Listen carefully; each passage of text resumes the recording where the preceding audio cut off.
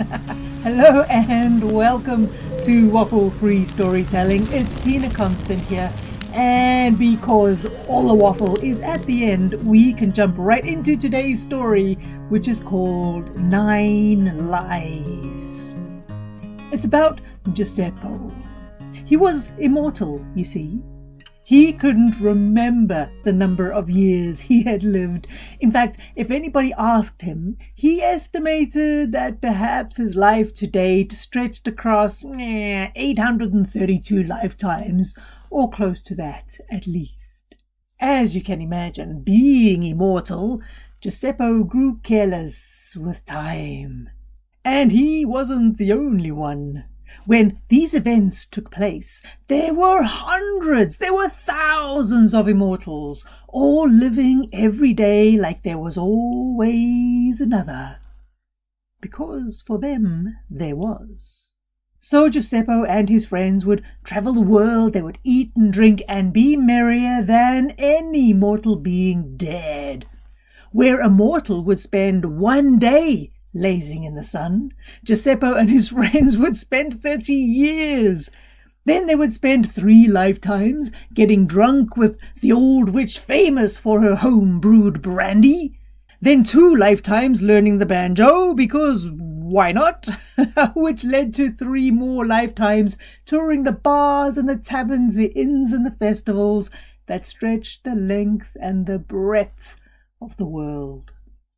They were so wrapped in their debauchery that if you were to ask even one of them what they had learned in their lifetimes, none of them, not even Giuseppe, would have an answer. In short, Giuseppe and his friends were a waste of space. And this did not go unnoticed. Immortals, like any being who walked the earth, were governed by laws. One of the laws was that time had to be respected. To that end, at the end of their 900th lifetime, every immortal was judged against what they had achieved, created, contributed, and learned. This rule was written in fine print at the bottom of every immortal's birth certificate. But here's the thing. Few immortals, Giuseppe included, read the fine print. Whether it was buying a palace or a plant, they never read instructions or looked at the detail. They always assumed that they would work it out as they went because, well, they had all the time in the world. So you can imagine their surprise when Giuseppe and his friends woke on a hungover, foggy autumn morning to find themselves in front of the midwife. Now, the midwife was the one who brought the immortals into the world.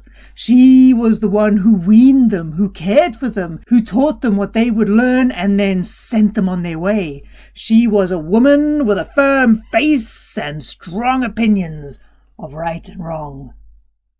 The aim of every immortal was to live eternity without ever seeing the midwife. But had Giuseppe and his friends read the fine print, they would know that that was not possible, because no matter how far an immortal travelled at the end of their 900th lifetime, the midwife would always find them. With arms folded across her ample breasts, the midwife told Giuseppe and his friends that in order to be granted immortality for the rest of eternity, they had to pass 3 tests. The first, the midwife said, was to spend an evening dancing with a mortal. Dancing with a mortal? Giuseppe and his friends laughed. Dancing with mortals was all they did, and they were glad to do it again. Each of them chose a mortal, and with the midwife watching, Giuseppe and his friends danced through the night and well into dawn. The midwife seemed pleased and gave them the second test. Take the mortal you danced with and talk with them. All day if you choose. Just talk. Again, Giuseppe and his friends laughed. This was too easy. They had lived 900 lifetimes each. They had plenty to talk about. And talk they did. They talked non-stop, all day and well into the evening. It was only when the mortals made their excuses and staggered home that the immortals turned to the midwife for the third and final test. Giddy with excitement and already making plans of where they would go for a 300-year holiday to celebrate, Giuseppe and his friends waited. The final challenge, the midwife said, looking at each one in turn, is to tell me the color of the eyes of the person you danced with all night and talked to all day. Well, for a moment there was silence. Not a single immortal spoke. Instead, they stared at each other and blinked. Oh, the midwife shook her head and said, "You have 24 hours to get your affairs in order. Your time ends at sunset tomorrow." Well, with just one day left, Giuseppe and his friends put their heads together. There had to be a way out. There had to be something they could do. It was Giuseppe who had the idea.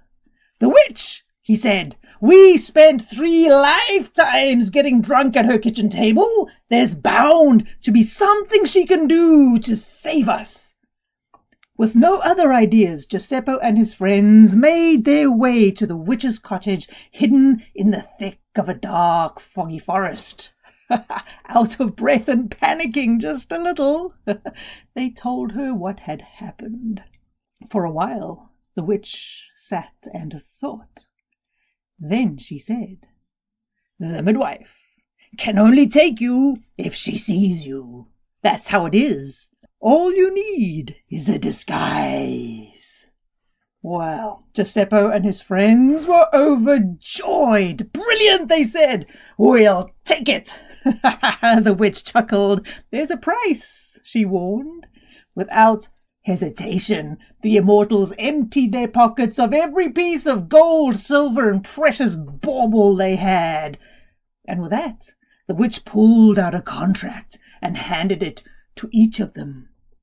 "Sign it," she said. And they did. They all signed the contract, but not one of them read it, and they definitely didn't read the fine print. Why should they? They were immortal. They had the rest of time to sort things out.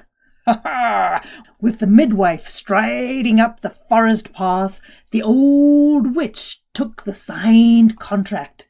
She bound them together in smoke and fire. Then she picked up her favorite Persian cat, spoke words Giuseppe and his friends did not understand, then burned the contracts and spread the ash through the fur of the blue-eyed feline.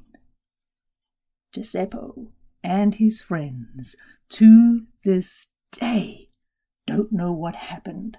One minute they were standing in the witch's kitchen, the next the front door burst open, the midwife stormed in, but Giuseppe and his friends were stretched out, warm and comfortable, on the windowsill.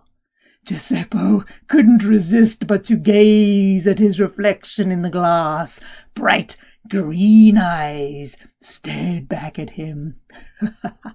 He smiled as the midwife searched every inch of the witch's house, finding nothing but home-brewed brandy, enough books to fill 10,000 lifetimes, and more cats than the midwife had ever seen.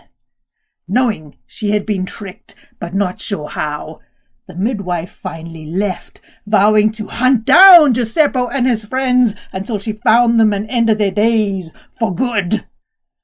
Well, overjoyed, at outwitting the midwife.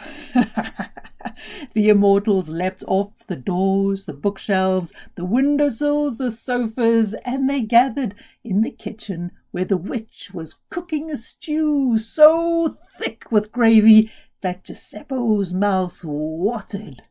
"This is the best disguise," oh, Giuseppe said.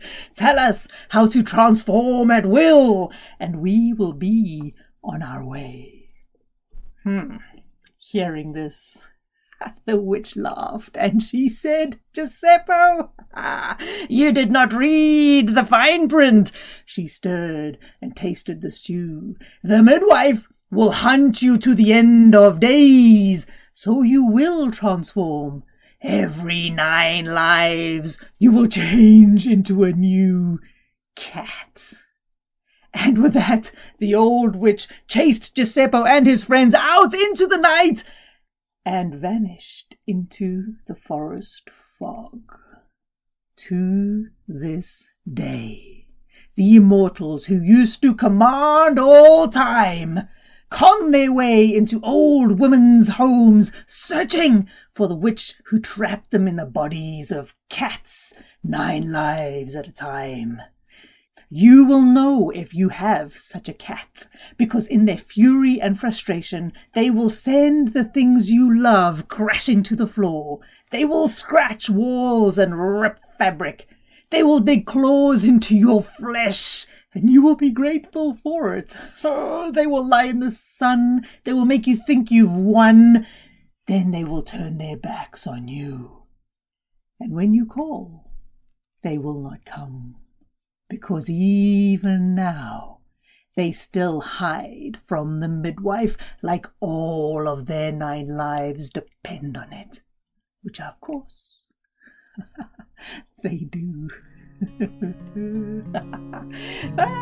There you go. It's a little crazy random one for you today. Hey, if you've got a cat, give it a squeeze and a cuddle. If you've got a dog, oh, hug them tight. Our pets bring such life into our homes. Okay, beautiful human being. Right, drop round to www.tinakonstant.com. Come say hello and get in touch. Let me know what you're up to. I will see you next time for more wild, crazy and weird shenanigans from the Waffle-Free world. But in the meantime, hug the people you love and have a beautiful day. Bye-bye now.